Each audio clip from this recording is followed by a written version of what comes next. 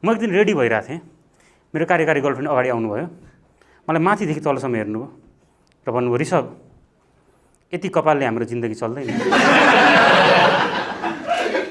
जिन्दगी लामो छ, कपाल थोरै छ, life is all about balance. त्यसपछि हामीले कपाल रोप्यौँ। कपाल मैले रोपेको तर रिलेसनसिपमा म भन्ने चिज हुँदैन। हामीले कपाल रोप्यौँ। म भात खान्छु हुँदैन, हामी डाइटिङमा छौँ, इन्टरमिडिएट फास्टिङ चलिरहेछ हाम्रो। मलाई निन्द्रा लाग्यो, म सुत्छु हुँदैन, अब हामी मिनिङफुल कन्भर्सेसन गर्छौँ। And every conversation starts with Rishabh there is no absolute right or wrong in this world.